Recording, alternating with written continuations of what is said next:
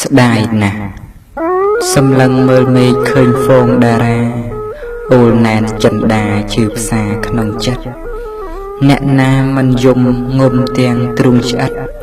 ព្រោះខាននៅចិត្តបំរើមេត្តាពេលដែលគ្មានម្ដាយនៅលើលោកី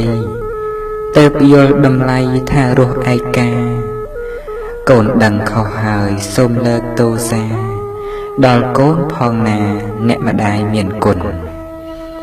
កាលម្ដាយនៅរស់ឆ្លោះតសម្ដីរុញម៉ែធ្លាក់ដីឲ្យប្រានឈឺធ្ងន់មើលងាយម្ដាយឯងយកចិត្តប្រពន្ធមិនស្គាល់បាបបុណ្យឲ្យម៉ែទឹកភ្នែកពេលដែលម៉ែឈឺជំងឺមកដល់មុននឹងដាច់ខ្យល់ម៉ែយំពន់ពេកចង់ឃើញមុខកូនមុនស្លាប់បិទភ្នែកពេលនេះម៉ែដេកមិនក្រោកទៀតឡើយកូនមកជួបជុំហើយយំទូលថាអោព្រះមេត្តាកូនមកដល់ហើយបើកភ្នែកមកម៉ែកូននៅបង្កើយសូមឲ្យម៉ែស្បើយនេះនំចំណី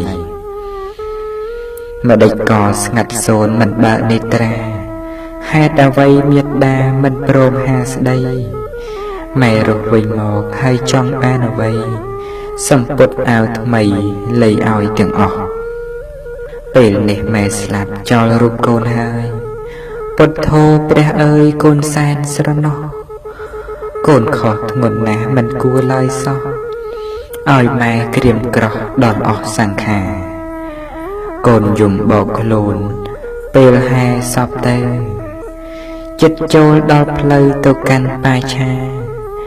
មុននឹងបូជាបើកមើលភក្ត្រា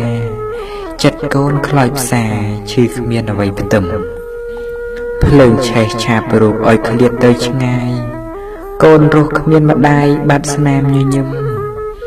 តើនៅសល់អ្វីឲ្យកូនសង្ឃឹមម៉ែល្អយ៉ាងនឹងម្ដេចកូនមិនគិតខុសហើយជាតិនេះធ្វើបាបម៉ែឪខ្លួនឯងជ្រើសផ្លូវទៅភពងងឹតគ្មានក្តីសុខទេក្នុងមួយជីវិតនៅរកប្រែពិតរាប់សែនលានឆ្នាំម៉ែឪនៅរស់ទោះមានក្រក្តីសូមជន់ប្រុសស្រីថែជាប្រចាំកុំឲ្យភ្លេចគាត់ប្រយ័ត្នមានកម្មនេះជាបណ្ដាំដល់កូនទាំងឡាយ